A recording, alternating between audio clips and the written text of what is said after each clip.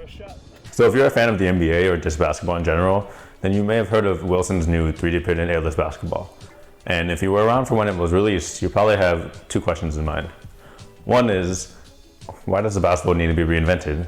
And two, why is it seeing $2,500? Both are extremely valid questions that Wilson has honestly not really answered yet.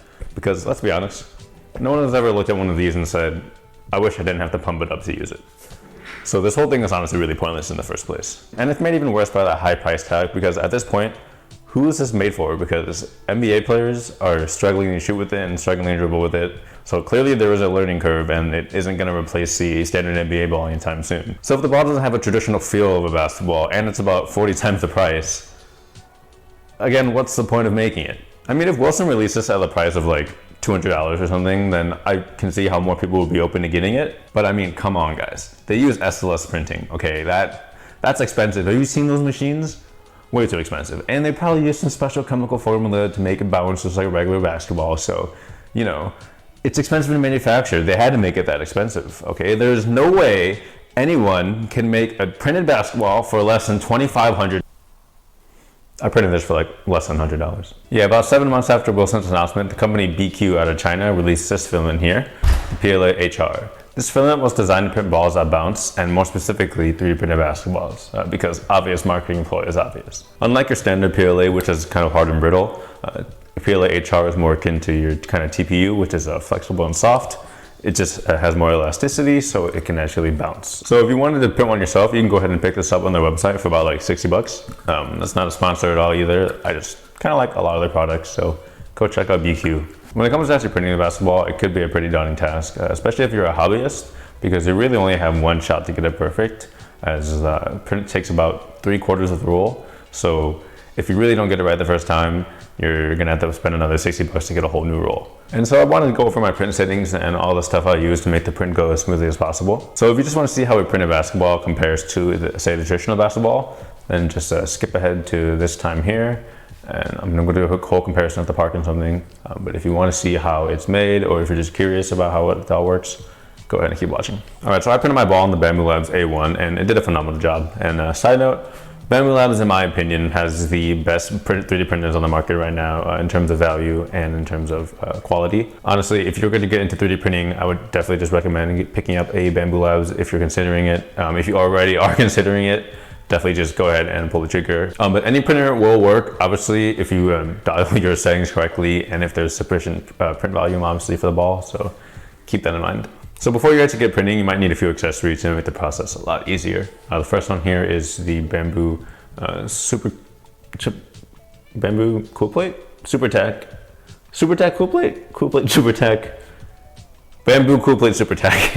You're gonna need a Bamboo Super Tack plate.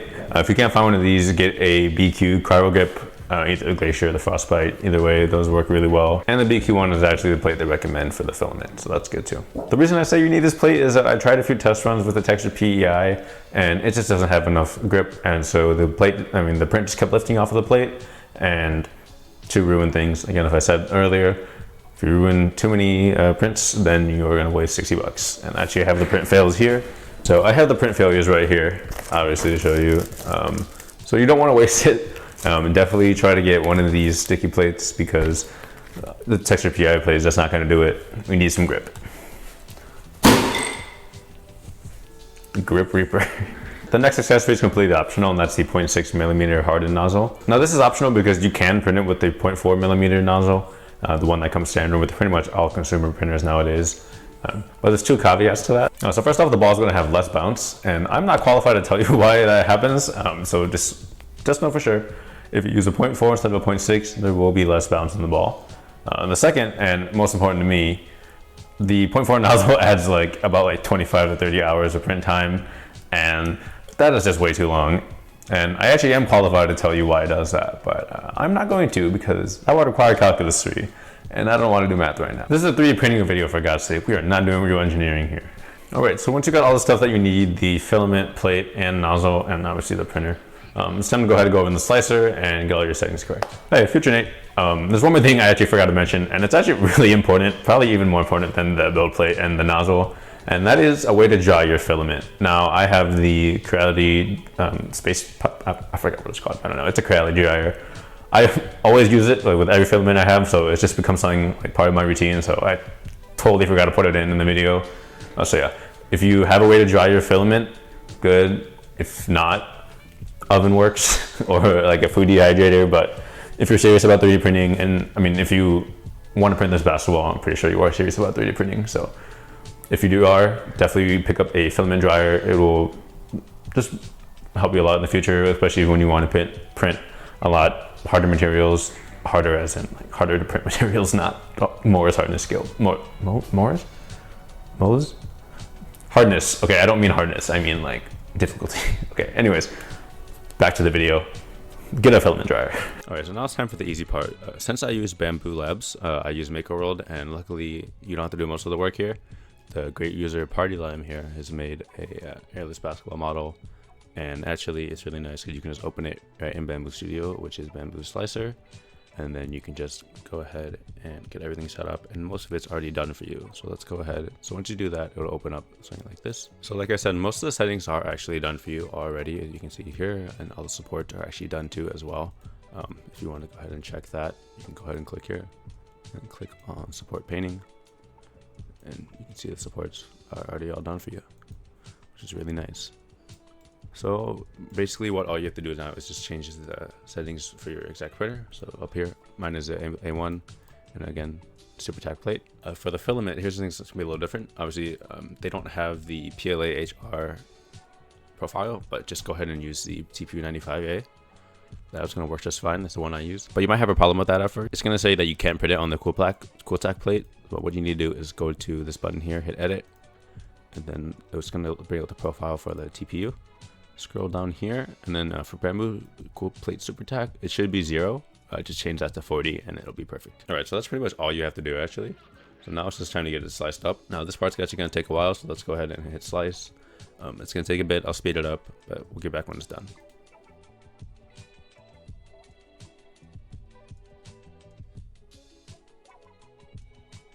So yeah, once everything is all sliced up, just go ahead and hit print plates, get all your, make sure you have the right nozzle in and everything. I'll make sure you warn you about that, but yeah, everything should be all good, and just go ahead and send that off. All right, then now I just want to show some videos of the print progress itself. Again, as like I said, it took 55 hours, and it was honestly really cool just to see the ball like form right in front of you, even if it did take a really long time, but you know, it was cool. It was definitely worth the wait. And then I got to do a little voiceover here because I forgot to put in my mic for when I actually took off the basketball. But I did struggle a little bit trying to get it off the plate. If you have one of those plastic scrapers, please use it. It really helps a lot. And then to get the supports off the basketball, I was kind of struggling a lot until I put on gloves, and it was just so much easier. So you got a pair of good gloves with good grip. Just use it, rip off the supports. Easy. All right, time for the drop test. I don't have a wide angle lens, so I had to put the camera really far back. So yeah, I've actually been refraining from bouncing the ball just because I want to test it out firsthand against the actual basketball. So let's do it. So we got the 3D printed, then we got the regular. Obviously, show you regular is totally fine. When it comes to the weight, eerily similar. Obviously, I know this one is a little bit heavier. It's about like 30 grams over the official weight, about 650. So yeah, this one's a little bit heavier, but in terms of just size and feel, these are pretty damn close. All right, ready? 3, 2, 1. Hey, that's pretty damn good. All right. Yeah, I saw a bunch of videos on this thing. I really didn't believe it at first, but yeah, you know, it actually really freaking works. Oh, it's so silent. That is silent, dude. First impressions though while dribbling. Yeah, so it definitely feels heavier. It feels like I'm struggling with the ball, but I'm in my garage, so I really don't know if that really makes a difference or not. So we're gonna go ahead and take this to the park. Yeah, let's go do that. All right, so we're here at the park. Got the 2 balls here, and then we are going to go ahead and shoot around for a bit. I'm gonna practice with this one first, and then we're gonna go ahead and switch over and see how the 3D printed one feels in comparison to this. All right, I'll be honest, it's been a while since I've played ball, so I'm gonna suck ass, so keep that in mind.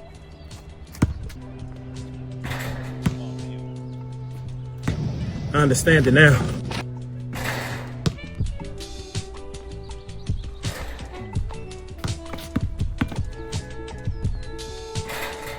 I am so out of shape.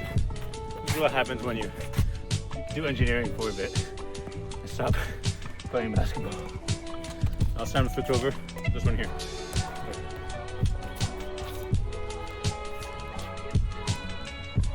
You can immediately tell this thing is silent. Literally silent. Compare that to this one.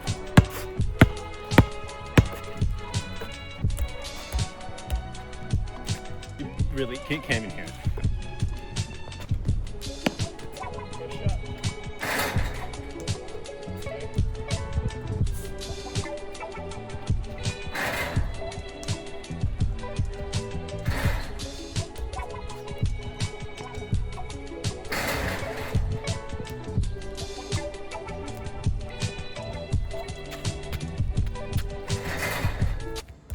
You have no idea how good Tim Duncan was. All right, so that was fun. I learned a lot.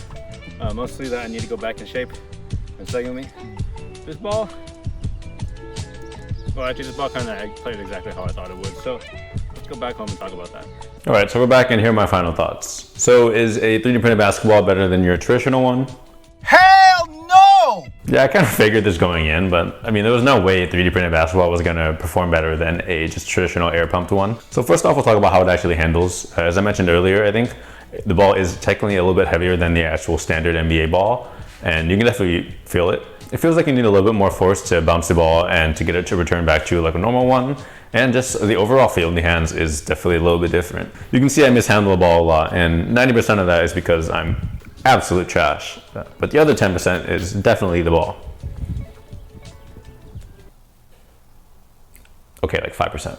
Also, quick side note, I also don't like how silent the ball is. Look, I haven't played organized basketball in like 10 years, but I just remember the sound of all the basketballs hitting the gym floor when you walk into the AAU field house. Something like that is special, and now I'm just imagining that in the future with everyone having a 3D printed ball and it is just silence as you walk in and maybe just parents screaming, which is actually pretty funny. And secondly, how does it shoot? Again, not as well as your traditional ball. Yeah, when I first started taking my first shots with the ball, I was just missing short every single time. And that was definitely due to the extra weight, but if I'm being honest, once I got used to the ball, I was getting buckets. An Arsenal taking that ball to the bucket, right hand, left hand. West Coast trip early on in the season. DeMar over Giannis. Defensive plays, and that's why he can stay on the floor. Sidestep, DeMar, 48 with his 50. So is this DIY printed basketball better than your traditional one? Obviously not, no. Is it fun to use? Hell yeah. And if you're thinking about printing one, I would definitely recommend it. And even if you don't have a printer, you can actually pick this up from the BQ website. They just sell a printed version of it. It'll probably end up better than mine anyways. So yeah, if you would like to pick one of these up, definitely check out the website or check out the website. They have the filament and the balls on there. So, and who knows, maybe the Wilson printed basketball will actually be better than your traditional one. But I've never used it, nor will I probably ever get to at that horrible price point. Anyways, if you made it to this part of the video, thank you, and subscribe if you want to see more 3D printing or maker videos in the future.